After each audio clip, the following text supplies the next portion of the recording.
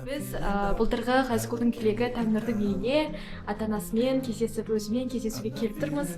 Осындай керемет күшті көңіл күймен қазір ол кісінің үйіне барып қонаққа былтырғы естеліктерді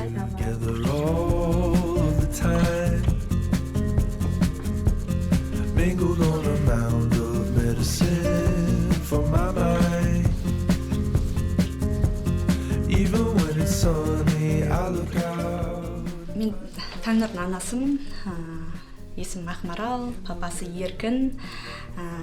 Көбінесе мен бала жағдайында көбінесе мен айналыстым. Папасы енді бізге ақша тауып беруші ғой. Енді Таңнұр бізде туыла сала өзі ерекше болды, жаңағы бокс, бәр балдармен төбелесіп, кішкентай садикке барғаннан бастап мен Таңнұр үндемейді деп ойлаймын. Сөйтсем апайына айтамын ғой, тәрбиешісіне, апай, мен балам үндемейді, қарап қойыңызшы десем, апай айтады, ойбай, сіз кімді айтып тұрсыз, мен балам, ол деген ана ойыншықтарды, соны рұқсатынсыз балалар ойнамайды деп сөйлейді. Солдан бастау алған екен ғой деп өзім ойлап отырмын.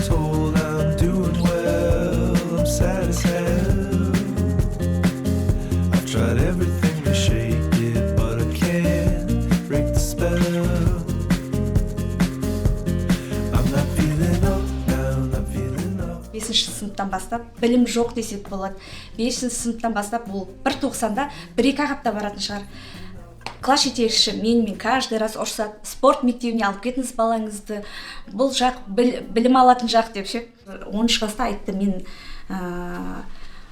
бокспен кетем дегенде. Сосын жарайды, онда сен бокспен кетсек, ұбытын мен іздемей-ақ қойын дедім. Сөйтіп мен қамнен қаперіш жүрген адаммын ғой. Октябрьдің аяғында бұлардан тест алады, областной келіп тест алады. Балам 17 ма, бала алады. Өлім, мынау не? Көбісі солай алып жатыр дейді, жаңағы класстастар. Бәрі сразу учебный центр іздеп кеткен ғой. Мен балам класстастары әр неге учебный центрге барғасын, мен де барам дейді. Сен жарысыншы уже болайын деп тұр.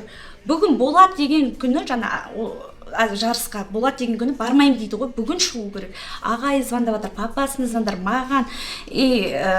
Баламмен былайынан да сөйлестім, келмейді, жоқ, мен ұбытты тапсырам дейді. Сен 17 бал алдың ғой, кеше қалай тапсырасың? Дайындалам, мен ана учебный центрға барам, класстастарым барып жүр, зерделіге барып жүрген деп сөйледі.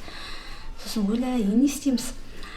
Балам бармайды деп жатыр деп. Өйткені одан ұтсам, мені Азияға алып кетеді деді. Жарыстан ұтсам, Азияға алып кетеді, мен ол жаққа барғым келмейді, ұбытыға дайындалғым келеді класстастарыммен деп. Енді күнде 5-те мен енді учебный центр іздеуге шықтым. Өзім жұмыстың арасында учебный центр қараймын.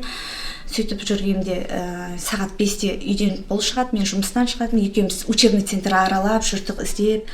Алдында біз таппай отқанбыз, столовыйдың арты, мана жақ, қалай төбесіне зерделі жазылмаған, әйтеуір өйтіп бүйтіп кірдік, көтерілдік, сөйтіп барып таптық. 3-ші этаж ба, 2-ші этаж ба. Сонымен барып, ол кісілер жылы қабылдады администраторлары. Сосын бәрін айтып түсіндіріп берді. Неше рет сұрасам сонша жауап берді. Бір қыз, білмеймін, атын ұмытып қалдым. Сосын Рысбек ағай бар ма дедім. Ол кісі бұл жерде болмайды, ол кісі мектеп ашты, сол мектеп директор қазір дейді. Ойбай, мектеп директоры, мектептеріңіз бар ма? Мектеп, маған мектеп жайында айтыңыздар. 11-ші класстар бар ма? 11-ші класстар бар. Сонымен мен осыған барам, осыған берем дедім. Өйткені 5-ақ сабаққа дайындайды екен. ұбт-ға басқа пәндерді араластырмайды. Сонымен ертесіне мектепке қабылдады деді папасы. Аллаға шүкір деп, баламды енді ертең мектепке барасың деп ояққа жібердік. Мектебін кітабын өзім өткіземін, сен барай бер, өзім бәрін қатырамын. Сен ана неде қалма деп. Сонымен неге зерделіге барды. Соның балам кешкісін келді да, мама, мектеп қалай күшті деп келді. Өйткені біздің мектепте дым білім жоқ екен ғой дейді. Мына 12-ге дейін әрен отырамыз дейді, ұйқымыз келіп, ақыр сонда аяқ жағында қашып кетеміз дейді, бірдеңе сабақтарда қашып кетеміз дейді. Ал мынада кешкі 5:30-ға дейін болады екен. 5:30 қалай болған білмей қалдым дейді. Алдында мына мектепте жүргенде каждый раз костюм шалбар, галстук осылай еді. Жаңа оқығасын бала киімге де қарамай, ақшасы болса кітап алып бірден. Қалай мектептің уже несі бар да?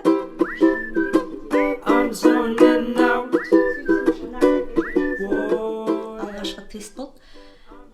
жақсы жинады, 100 балл ма ұмытып қалмаса. Енді жаңағы 17 балдан бір айдың ішінде ғой, ол өзінің 5-ақ жыл, даже 5-ақ жыл демей ақ қояйын, 4 жыл ғана білімі бар. Ол 5-ші класстан бастап сабақ оқымаған бала ғой. 4 жылдық білімі бар десем болады. Сөйтіп ол бір ай ма сол шамада уже айттым ғой, январда алғашқы тестте содан 100-ге жақын тест балын жинады. Сөйтіп балам 120 балл алды ғой. 120 балл алып, мен қуанып. Спортпен жүріп, нәтижесі мамасы айтты ғой, тапсырған кезде. Енді зерделіге барғаннан кейін нәтиже енді өте керемет деп айтуға болады нәтижесі. Енді андайда бір 4 ай мезгілде енді жақсы нәтиже көрсетті. Негізі ондай бір оқушылар 10-шы класстан, 9-шы класстан дайындалады ғой, сондай нәтижеге жету үшін. Балдар осы кезде оқушыларға соны айтуға болады. Осындай моментте, если шын оқығың келсе, шын дәреже жеткізгің келсе, мынандай аз уақыттың ішінде жетуге болады жетістік. Уақытыңыз оңбасын, енді бірінші тілек деп жатыр ғой, Құдай қаласа мектептер бар ғой, жаңа 10 жылдық, 20 жылдық соған жетсін. Got the radio playing in my boat while I float, take a toke and I listen to Merle.